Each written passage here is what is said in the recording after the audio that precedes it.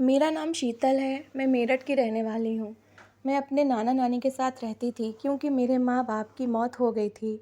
उनकी मौत के बाद मेरे पापा के घर वालों ने मुझे अपने साथ रखने से इनकार कर दिया और इसीलिए मुझे मेरी नानी के हवाले कर दिया गया। मेरे नाना बीमार रहते थे, इसलिए वो ज़्यादा कामकाज नहीं करते थे। लेकिन जब मेरी ज़िम्मेदारी उनके ऊपर पड़ गई तो मेरे नाना ने दोबारा से काम करना शुरू कर दिया। मेरे नाना का कोई बेटा नहीं था, उनकी एक ही बेटी थी और वो मेरी मम्मा थीं। वो भी अब इस दुनिया में नहीं रही थीं। मेरे नाना ने अपने वक्त में मेहनत करके घर बना लिया था और एक छोटी सी दुकान थी, वही दुकान वो चलाते थे जिससे घर का खर्चा चलता था और मेरी पढ़ाई का भी खर्च मेरे नाना उठा रहे थे। उन्होंने मुझे कभी भी माँ बाप की कमी महसूस नहीं होने दी थी। उन्होंने मेरी परवरिश बिल्कुल वैसे ही की थी जैसे उन्होंने बहुत साल पहले मेरी मम्मा की परवरिश की थी। वो दोनों मुझे देखकर ही जीते थे और मैं भी ये अपनी ज़िंदगी उन्हीं के लिए जी रही थी। इन दोनों ने हर मुमकिन कोशिश की थी कि मुझे अच्छे से अच्छी ज़िंदगी दे सकें। मेरे नाना और मेरी नानी मेरी छोटी-छोटी सी ख्वाहिशों को भी पूरा करते, इसलिए कि कभी भी मुझे इस बात का एहसास ना हो कि मेरे माँ-बाप मेरे साथ नहीं हैं और वो इस कोशिश में काफ़ी हद तक कामयाब भी होते थे। इसलिए कभी मुझे मम्मा-पापा के ना होने का एहसास नहीं हुआ था। लेकिन वो मेरे माँ-बाप थे, मैं उन्हें भूल नहीं सकती थी। वो हर वक्त मुझे याद आते थे और मैं यही सोचती थी कि वो इतनी जल्दी मुझे अकेला छोड़कर क्यों चले गए। नानी ने मुझे समझाया करती थीं कि जाने वालों का वक्त तय होता है, हम लोग उन्हें रोक नहीं सकते और ना ही मौत ये देखती है कि मरने वाला इंसान अपने पीछे कितने लोगों को अकेला छोड़कर जा रहा है और ना ही मौत ये देखती है कि मरने वाले से कोई कितनी मोहब्बत करता है। उसका तो एक वक्त तय होता है और उस तय वक्त पर सबको जाना होता है। धीरे-धीरे मैंने इस ज़िंदगी को कबूल कर लिया था। जब मुझे अपने माँ-बाप के बगैर ही सारी ज़िंदगी गुज़ारनी है, तो जितनी जल्दी मैं इस सच्चाई को कबूल करती, उतनी ही जल्दी मैं अपनी ज़िंदगी में आगे बढ़ सकती थी। नाना-नानी ने बहुत मदद की थी और आखिरकार मैंने अपनी ज़िंदगी को जीना शुरू कर दिया था।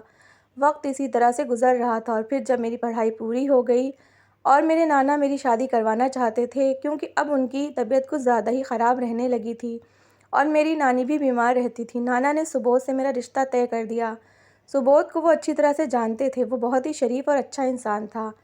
मेरे नाना-नानी जब मंदिर पूजा करने के लिए जाते थे तो सुबोध भी वहाँ पर आता था और वहीं पर उसकी मुलाकात मेरे नाना-नानी से हुई थी। वो एक बहुत ही सुलझा हुआ और समझदार नौजवान था। बड़ों की इज़्ज़त करने वाला और भगवान की पूजा अर्चना में भी उसका काफ़ी दिल लगता था। मेरे नाना भी मेरे लिए कोई ऐसा इंसान चाहते थे जो समझदार हो, बड़ों की इज़्ज़त करने वाला हो और मेरी ज़िम्मेदारी को अच्छे तरीके से सँभाल सके। मैंने कभी भी नाना-नानी के किसी फ़ैसले से इनकार नहीं किया। अब अगर उन्होंने मेरी शादी का फ़ैसला लिया था, तो कुछ सोच समझ कर ही लिया होगा, इसलिए मैंने अपने नाना की मर्ज़ी पर हाँ कर दी और मेरा रिश्ता सुबोध से तय हो गया। सुबोध से जब मेरा रिश्ता तय हुआ था, उसके बाद से मैं उसे थोड़ा बहुत जानने लगी और जितना मैंने उसे जाना था, मुझे ही अंदाज़ा हुआ था कि वो एक अच्छा इंसान है और मेरे नाना ने मेरे लिए अच्छा फ़ैसला लिया है। बहुत जल्द मेरी शादी हो गई और मैं विदा होकर अपनी ससुराल आ गई। मेरी शादी के 1 हफ़्ते बाद ही मेरी नानी की मृत्यु हो गई थी। ये मेरे लिए बहुत बड़ा सदमा था। मेरी नानी मेरी माँ भी थीं, इसलिए इस मुश्किल समय में मेरे पति ने मेरा साथ दिया और मुझे सहारा दिया। उसी की वजह से मैं बहुत जल्दी इस गम से बाहर आ गई और मैंने अपनी ज़िंदगी दोबारा उसी तरीके से जीनी शुरू कर दी। मेरे ससुराल में मेरे एक जेठ और जेठानी थे, मेरी एक छोटी नंद थी और मेरे सास-ससुर थे। इन सब का बर्ताव मेरे साथ अच्छा था और मैंने भी कभी इन लोगों की सेवा में कोई कमी नहीं की थी। मेरा पति मेरा बहुत ध्यान रखता था। मैं अपनी ज़िंदगी में खुश थी और मेरे नाना मुझे खुश देखकर वो भी खुश रहने लगे। लेकिन नानी के चले जाने के बाद वो अकेले हो गए थे। मुझे उनकी तन्हाई का एहसास था, इसीलिए वक़्त निकाल कर उनके पास चली जाती। अब वो बहुत ज़्यादा बीमार रहने लगे थे, इसलिए मैं नाना के पास घर आकर रहने लगी। 1 महीने में उनके पास रही थी। मैंने उनकी सेवा की थी और फिर 1 महीने के बाद वो भी नानी की तरह मुझे छोड़कर चले गए। उस वक़्त भी मेरे पति मेरे साथ थे, मैंने इस गम को भी सह लिया। मेरे नाना की मृत्यु के बाद उनका घर मुझे मिल गया था। मैंने इस घर को बंद कर दिया और वापस अपने ससुराल आकर रहने लगी। लेकिन थोड़े ही दिनों बाद मुझे खबर मिली थी कि मेरे नाना के घर पर किसी ने कब्ज़ा कर लिया है। जब मैं अपने पति के साथ वहां पहुंची तो कुछ लोगों ने मेरे नाना के घर का ताला तोड़ दिया था और घर पर अपना कब्ज़ा जमा लिया था। इन लोगों ने कहा कि मेरे नाना ने कुछ समय पहले कारोबार शुरू करने के लिए उनसे उधार लिया था और उनसे वादा किया था कि वो जल्द इस उधार को अदा कर देंगे। लेकिन वो इस उधार को अदा नहीं कर पाए थे, इसलिए अब उनकी मृत्यु के बाद वो जानते हैं कि उनका उधार कोई देने के लिए तैयार नहीं होगा, क्योंकि ना तो उनका कोई बेटा है जिससे वो अपने उधार मांग सके। इसलिए उन्होंने मेरे नाना के घर पर कब्ज़ा कर लिया। मेरे पति उधार अदा करने के लिए तैयार थे, लेकिन जितनी रकम इन लोगों ने बताई थी वो देना हमारे बस की बात नहीं थी। मुझे यकीन था कि वो लोग झूठ बोल रहे हैं। मेरे नाने ने कभी भी किसी से उधार नहीं लिया। वो कम में गुजारा कर लेते थे, लेकिन कभी भी किसी से पैसे उधार नहीं मांगते थे। ये सिर्फ उन्होंने मेरे नाना का घर हथियाने के लिए झूठा सहारा लिया था, क्योंकि वो जानते थे कि नाना की तो मृत्यु हो गई है। ऐसे में इनसे सवाल करने वाला कोई भी नहीं होगा। वो आसानी से इस घर को अपने कब्जे में ले लेंगे। मेरे पति ने मेरा इस मामले में साथ दिया और मुझसे वादा किया कि वो इन लोगों को नाजायज़ इस घर पर कब्ज़ा नहीं करने देंगे। लेकिन फ़िलहाल के लिए तो इन लोगों ने इस घर को अपने कब्ज़े में ले लिया। मैं बहुत परेशान थी। मेरे पति ने हर मुमकिन कोशिश की थी कि किसी तरह से इस मसले को हल किया जाए और इस घर को वापस लिया जाए, क्योंकि वो मेरे नाना की निशानी थी। मैं ऐसे किसी इंसान के हाथ में कैसे दे सकती थी। अदालत में केस अभी तक चल रहा था, लेकिन इसका कोई फ़ैसला ना आया। 7 महीने इसी तरह गुज़र गए, जब एक दिन मेरा पति घर से बाहर काम के लिए गया था, लेकिन वो घर वापस नहीं आया। मेरे पति का एक्सीडेंट हो गया था। इसमें वो बुरी तरह से ज़ख्मी हो गया। मैंने उनका इलाज करवाने के लिए अपने गहने तक बेच दिए, यहाँ तक कि मेरी नानी ने जो मेरे लिए इतना कुछ बनाया था, सारे कीमती गहने बेचकर अपने पति के इलाज पर लगा दिया। लेकिन फिर भी मेरे पति की जान न बच सकी और वो इस दुनिया से चला गया। उसके चले जाने के बाद मेरे ससुराल वाले मेरे ख़िलाफ़ हो गए। उन्होंने मुझे मनहूस कहना शुरू कर दिया कि पहले मैंने बचपन में अपने मम्मा पापा को निगल गई, इसके बाद मेरे नाना नानी मुझे छोड़कर चले गए। मैं अब शादी करके इस घर में आई थी तो उनके बेटे को भी जान ले ली। हैरत की बात थी कि वो लोग जो कल तक मेरे साथ अच्छी तरह से पेश आते थे, आज वही लोग मेरे दुश्मन हो गए थे। मेरे जेठ और मेरी जेठानी तो मुझे इस घर में रखने के लिए तैयार ही नहीं थे, जबकि मेरी सास वो अच्छी औरत थी। उन्होंने सब लोगों को समझाने की कोशिश की कि ऐसा कुछ नहीं है, वो मुझे इस घर से कहीं न जाने दें। मैं उनके बेटे की विधवा हूँ और इसी घर में रहूँगी। लेकिन मेरे जेठ और मेरी जेठानी मुझे इस घर में रखने के लिए तैयार नहीं थे। वो क्यों नहीं रखना चाहते थे, ये बात भी मैं अच्छी तरह से जानती थी। उन्हें इस घर में मुझे हिस्सा देना पड़ेगा, आखिर मैं उनके भाई की विधवा थी, तो ऐसे में इस घर में से और सारी चीज़ों में से इसे हिस्सा देना पड़ेगा। और मेरे जेठ ये सब कुछ हज़म करना चाहते थे, इसलिए वो मुझे इस घर से बाहर निकालना चाहते थे। मेरी सास बूढ़ी औरत थी, इस तरह अपने जवान बेटे से कैसे लड़ सकती थीं। आखिर उनको भी अपने बेटे के सहारे की ज़िंदगी गुजारनी थी। उन्होंने मेरे साथ देने की बहुत कोशिश की, लेकिन नाकाम रहीं। फिर आखिरकार मेरे पति की मौत के बाद मेरे ससुराल वालों ने मुझे घर से निकाल दिया। नाना नानी भी इस दुनिया में नहीं रहे थे और जो उनका घर था वो भी किसी ने कब्ज़े में कर लिया था। अब मेरे पास रहने के लिए कोई जगह नहीं थी, ना ही कोई ऐसी रिश्तेदार था जिसके पास मैं चली जाती। कुछ समय समझ नहीं आ रहा था कि क्या करूं। एक सहेली थी बचपन की, वो बहुत अच्छी थी, मैं उसी के पास चली गई। उसने मुश्किल समय में मेरा बहुत साथ दिया था, लेकिन अब मैं सारी ज़िंदगी उस पर बोझ बनकर नहीं गुजार सकती थी। मुझे अपने लिए खुद कुछ करना था और अपनी ज़िम्मेदारी खुद उठानी थी। मेरी सहेली ने इन सारे कामों में मेरी बहुत मदद की। वो इस घर में अपने पति के साथ रहती थी। उसका पति एक अच्छा इंसान था। उसने भी मुझे अपनी बहन मानकर अपने घर में जगह दे दी, लेकिन अब मैं सारी ज़िंदगी इन लोगों के साथ नहीं रह सकती थी। इसलिए मुझे कुछ ना कुछ तो अपने लिए करना था। मैंने सोच लिया था कि मुझे क्या करना है। मैं पढ़ी लिखी थी, इसलिए एक स्कूल में मुझे नौकरी मिल गई और मैंने अपने लिए किराए का घर ढूंढना शुरू कर दिया। मेरी सहेली के पति ने मुझे मना किया और ये कहा कि मैं इनके घर में रह सकती हूँ, मुझे इस बात पर कोई परेशानी नहीं है। लेकिन फिर भी मैं इस तरह से किसी पर बोझ नहीं बनना चाहती थी। आज उन्हें इस घर में रहने से आपत्ति नहीं है, लेकिन अगर मैं यहाँ पर और दिन रहती तो मुमकिन था कि इन लोगों को मुझसे परेशानी होने लगती। ऐसे में जो उनसे थोड़ी बहुत अच्छी जान पहचान थी वो भी ख़त्म हो जाती, और मैं ऐसा बिल्कुल नहीं चाहती थी। मैंने उनसे मदद मांगी और उससे कहा कि वो मेरे लिए ठीक ठाक सा एक कमरे का मकान ढूंढे। वो लोग इस जगह पर काफ़ी समय से रह रहे थे, इसलिए इस थोड़े के समय में मेरे लिए एक अच्छा सा एक कमरे का मकान ढूंढ दिया, जिसका किराया भी ठीक था। मेरे पास ज़्यादा सामान तो नहीं था। जो कुछ मेरे पास था वो सारा सामान लेकर मैं इस एक कमरे के मकान में रहने लगी। दिन में मैं स्कूल चली जाती, वहाँ से दोपहर को वापस आती और फिर उसके बाद मेरा सारा समय घर में गुजरता। मोहल्ले में मेरा कहीं आना जाना नहीं था, क्योंकि मैं अकेली रहती थी। इसलिए कहीं ज़्यादा आना जाना करने की वजह से मेरे लिए मुश्किल खड़ी हो सकती। लोग मेरे बारे में गलत भी सोच सकते थे और मैं ऐसा बिल्कुल नहीं चाहती थी। मोहल्ले के कोने में ही एक किराए की दुकान थी। मुझे जब भी सामान लेना होता, सौदा लेना होता, तो मैं उसी दुकान पर जाती, क्योंकि वो दुकान मेरे घर के पास थी। मैं अकेली रहती थी और कोई था नहीं, इसलिए घर के काम होते या बाहर के काम होते सब कुछ मुझे खुद करना पड़ता था। मैं अकेली सौदा लेने दुकान पर चली जाती, तो दुकान वाला मुझसे बहुत अच्छे से पेश आता। मुझे उसकी ये बात बहुत पसंद थी, इसलिए मैं हमेशा उसी की दुकान पर जाया करती थी। एक दिन इसी तरह से मैं उसकी दुकान से सौदा लेकर अपने घर वापस आ रही थी, जब रास्ते में मुझे मेरी पड़ोसन मिली। मेरी पड़ोसन से ज़्यादा बातचीत तो नहीं थी, लेकिन गली में आते-जाते 1-2 बार उससे मुलाकात हुई थी। दिन में मेरे पास समय नहीं होता था कि मैं किसी के घर जाती, और शाम को वैसे भी मुझे जाना कहीं पसंद नहीं था, और ना ही वो कभी मेरे घर आई थी। रास्ते में थोड़ी बहुत जान-पहचान हो गई थी, इसलिए मैं जानती थी। जब उसने मुझे रास्ते में देखा तो मेरी पड़ोसन मुझे ये कहने लगी कि उस बदमाश की दुकान पर मत जाया करो, और कहने लगी कि वो एक नंबर का आवारा इंसान है। मैं उसकी बात सुनकर हैरान रह गई। मुझे तो उस इंसान में कोई बुराई नहीं लगती थी, बल्कि वो तो जब भी मैं जाती मुझसे बहुत इज़्ज़त से पेश आता था। लेकिन मेरी पड़ोसन तो उसके बारे में कुछ और ही कह रही थी। उसने कहा कि मैं इस मोहल्ले में नई आई हूँ, इसलिए मैं यहाँ के लोगों को नहीं जानती हूँ। ये आदमी तो पूरे मोहल्ले में मशहूर है कि मोहल्ले की औरतों को आते-जाते ताड़ता है। ये मोहल्ले में यहाँ पर सारा वक़्त दुकान पर बैठा रहता है, इसलिए इसे ये भी पता होता है कि कौन आदमी घर पे है और कौन नहीं। बहुत बार तो ऐसा हुआ है जब उसे ये पता होता है कि वो फला आदमी अपने घर पर नहीं है, अपने काम की वजह से कहीं बाहर गया हुआ है, तो ये रात को दीवार फाँद कर उनके घर पहुँच जाता है।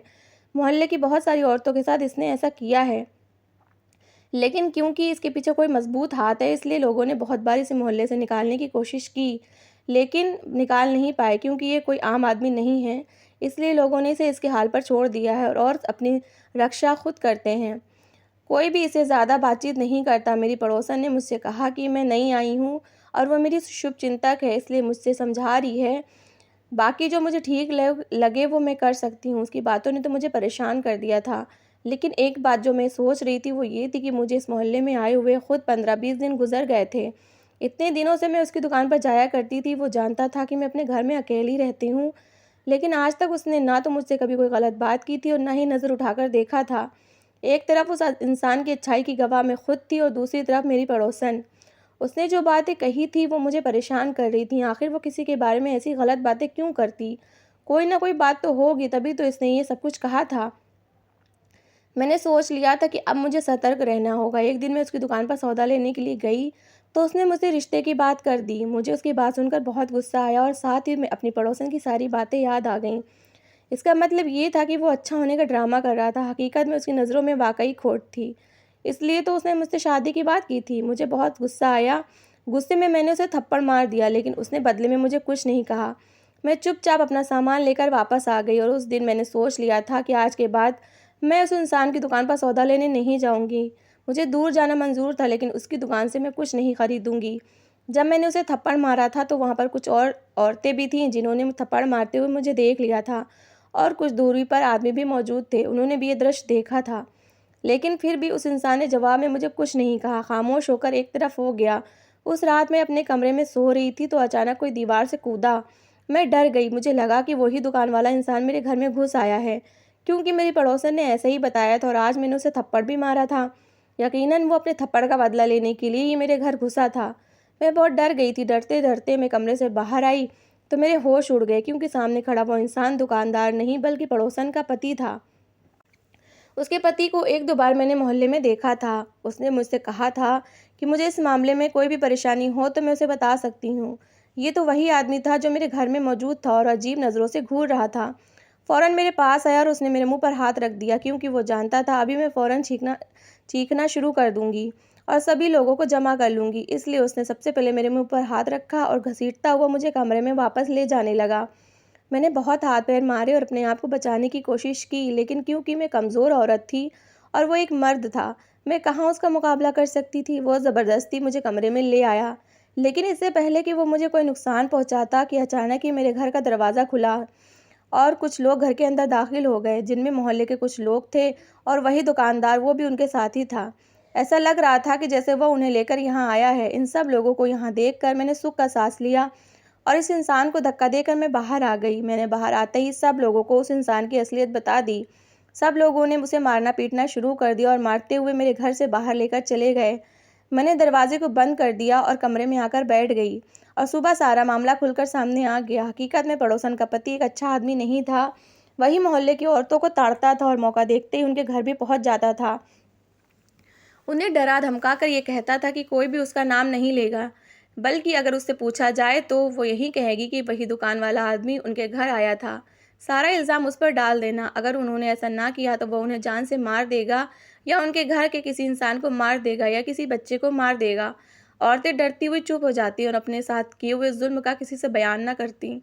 अगर किसी को पता चल भी जाता तो सारा इल्ज़ाम वो औरतें उस दुकानदार पर लगा देती, जो कि एक शरीफ इंसान था। वो खामोश था और सारी बातें खामोशी से बर्दाश्त करता आया, सिर्फ इस उम्मीद में कि एक दिन उसकी बेगुनाही सब लोगों के सामने ज़रूर आएगी।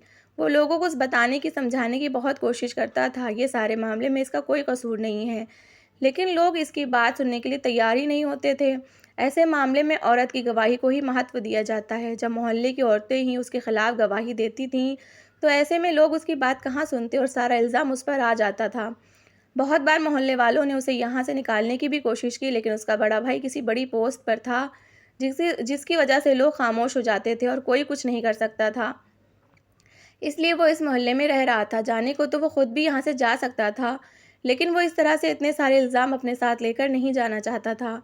उसने सोच लिया था कि वो खुद अपनी बेगुनाही ज़रूर साबित करेगा। और फिर जब मैं इस मोहल्ले में रहने के लिए आई, तो वो जानता था कि पड़ोसन के पति की मेरे ऊपर भी नज़र है। वो मौका की तलाश में था।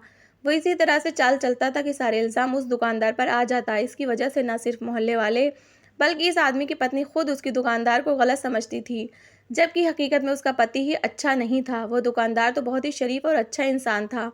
उसने कभी भी किसी को गलत नज़र से नहीं देखा। और फिर उस दिन भी उसने मुझसे शादी की बात इसलिए की थी क्योंकि वो जानता था कि इस घटिया इंसान की नज़र मेरे ऊपर है। वो मौके की तलाश में है और मौका मिलते ही वो मेरे साथ भी वही करेगा जो अब तक बाकी औरतों के साथ करता आया है। इसलिए वो मुझे इस इंसान से बचाना चाहता था और मुझसे शादी करके इज़्ज़त से मुझे अपने घर ले जाना चाहता था। मगर मैंने इनकार कर दिया और उसको थप्पड़ मार दिया। जब मैंने उसे थप्पड़ मारा तो कुछ लोगों ने मुझे उसे थप्पड़ मारते हुए देख लिया था। इसलिए इस बात का फ़ायदा उस आदमी ने उठाया था और मेरे घर आ गया, ताकि बाद में लोग यही समझे कि वही दुकानदार मेरे घर आया था मुझसे थप्पड़ का बदला लेने के लिए, क्योंकि मैंने लोगों के सामने उसे थप्पड़ मारा था। यही उसका काम था, वो इसी तरह से करता था। किसी न किसी तरह से इस दुकानदार को इन सारे मामले में फंसा देता और वो इंसान चाह कर भी किसी को अपनी सफाई नहीं दे सकता था। यहाँ पर भी इसने चाल चली थी। वो जानता था कि वो कुछ भी करेगा तो सारा इल्ज़ाम खुद ब खुद उस दुकानदार पर आएगा, क्योंकि मैंने सब लोगों के सामने उसे थप्पड़ मारा था और सब लोग यही समझेंगे कि वो बदला लेने के लिए मेरे घर आया। कुछ इसने वैसे भी इसका चरित्र को लेकर इस मोहल्ले में इस तरह बदनाम कर दिया था कि यहाँ पर कोई भी ऐसी वैसी कार्रवाई होती तो बिना कहे ही सारा इल्ज़ाम उस दुकानदार पर लग जाता। दुकानदार भी ये बात अच्छी तरह से जानता था कि आज रात को वो मेरे घर ज़रूर आएगा, क्योंकि वो भी धीरे धीरे उसकी सारी चालबाजियों को समझने लगा था। इसलिए वो उसकी ताक में था और जैसे ही उसने मेरे घर छलांग लगाई थी, मेरे घर की दीवार कूद कर मेरे घर आया था, तो वो कुछ मोहल्ले के आदमियों को लेकर मेरे घर आ गया। मेरे घर का दरवाज़ा खोलकर वो उन्हें अंदर ले आया था और सारी सच्चाई खुद ब खुद सबके सामने आ गई। इस आदमी की सारी चालाकी सबके सामने आ गई थी कि किस तरह से वो लोगों को बेवकूफ़ बनाता था। जब वो पकड़ा गया तो सब औरतों ने ही गवाही दे दी थी कि उनके घर में आने वाला इंसान और कोई नहीं बल्कि यही आदमी था, जो उन्हें डरा धमका कर जाता था। उनसे ज़बरदस्ती ये कहता था कि अगर उनसे कोई पूछे तो वो उसी दुकानदार का नाम लें। अगर वो उसका नाम नहीं लेंगी तो उनके बच्चों को जान से मार देगा या उनके पतियों को मार देगा। इसी तरह की धमकियाँ देता था, जिसकी वजह से वो औरतें डर जाती थीं और वो वही करती थी जो उन्हें करने के लिए कहता और खामोशी से इस बेगुनाह इंसान पर इल्ज़ाम लगाते थे। इस दुकानदार की बेगुनाही सबके सामने आ गई थी, जबकि असली मुजरिम सबके सामने आ गया था। मेरी पड़ोसन जो दुकानदार को गलत कह रही थी, आज उसका पति गलत निकला। वो खुद हैरान और परेशान थी। उसने तो कभी सोचा भी नहीं था कि ऐसा हो सकता है। मोहल्ले की जितनी भी औरतों ने इस दुकानदार पर अब तक इल्ज़ाम लगाया था, सब ने उससे माफ़ी मांगी और उसने सब औरतों को अपनी बहन समझते हुए दिल से माफ़ कर दिया। उस इंसान को पुलिस पकड़ कर ले गई थी। मोहल्ले वालों ने उसे पुलिस के हवाले किया। इन लोगों का कहना था कि वो उसे कड़ी से कड़ी सज़ा दिलवाएंगे। मोहल्ले में वो बहुत ही शरीफ बनता था और बढ़ चढ़कर लोगों की मदद करने की कोशिश करता था। ये ज़ाहिर करने की कोशिश करता था कि वो बहुत ही शरीफ और अच्छा इंसान है। सभी लोग उसे अच्छा समझते थे, इसलिए कभी किसी का ध्यान इस तरफ गया ही नहीं। जबकि वो बीच-बीच में इस तरह की घटिया हरकतें करता था। कोई सोच भी नहीं सकता था कि वो अच्छाई का लबादा ओढ़कर इस तरह की हरकतें करेगा और सभी लोग उसे बहुत अच्छा समझते थे और ये समझ रहे थे कि वो बहुत ही मदद करने वाला और अच्छा इंसान है। लेकिन उसकी सच्चाई जानकर लोगों ने उसे बहुत भला बुरा कहा और उसे उसके किए की सज़ा दिलवाने के लिए जेल भेज दिया। अब मैं अपने घर में सुकून से रह सकती थी, लेकिन जो हादसा मेरे साथ हुआ था इसके बाद तो मैं बहुत डर गई थी। मैं अकेली नहीं रहना चाहती थी, इसलिए मैंने दुकानदार को हाँ कर दी और वो अभी भी मुझसे शादी करने के लिए तैयार था। मैंने उसे अपने बारे में सब कुछ बता दिया था, जबकि उसे किसी भी बात पर कोई आपत्ति नहीं थी और कुछ मोहल्ले के ही लोगों की उपस्थिति में मेरी उससे शादी हो गई और मैं वो किराए का घर छोड़कर उस दुकानदार के घर आकर रहने लगी। उस गुज़रते वक़्त के साथ मुझे अंदाज़ा हुआ था कि वो बहुत ही शरीफ़ और अच्छा इंसान है। मैंने बहुत अच्छा फ़ैसला किया था कि मैंने उसका साथ कबूल कर लिया। मैंने सारी पुरानी बातों को भुला दिया और नए तरीके से अपनी ज़िंदगी शुरू की। मैंने अपनी नौकरी भी छोड़ दी थी क्योंकि मुझे अब काम करने की ज़रूरत नहीं थी। मेरा पति इतना कमा लेता था कि हम दोनों का बहुत अच्छा गुज़ारा हो जाता। मैं अपनी ज़िंदगी में अपने पति के साथ खुश रहने लगी थी। मुझे किसी चीज़ का डर नहीं था क्योंकि मैं जानती थी कि मेरी सुरक्षा करने वाला मेरा साथ मौजूद है, जो मुझे हर कठिनाई से बचा सकता है। जब मेरी उससे शादी नहीं हुई थी तब उसने मेरी मदद की थी, जबकि अब तो मैं उससे शादी कर चुकी थी। तो मैं अच्छी तरह से जानती थी कि वो हर तरह से मेरी सुरक्षा करेगा। जो केस मैंने अपने नाना के घर के लिए किया था, वो केस भी मैं जीत गई थी और मेरे नाना का घर भी मुझे वापस मिल गया था। और इन सारे काम में भी मेरे पति ने ही मेरी बहुत मदद की थी। तो दोस्तों, कैसी लगी आपको मेरी कहानी? अगर कहानी अच्छी लगी है तो प्लीज़ इसे लाइक करिएगा, शेयर करिएगा और अपनी राय कमेंट बॉक्स में ज़रूर दीजिएगा और मेरी अच्छी-अच्छी कहानियाँ सुनने के लिए मेरा चैनल सब्सक्राइब करिएगा। Thanks for watching.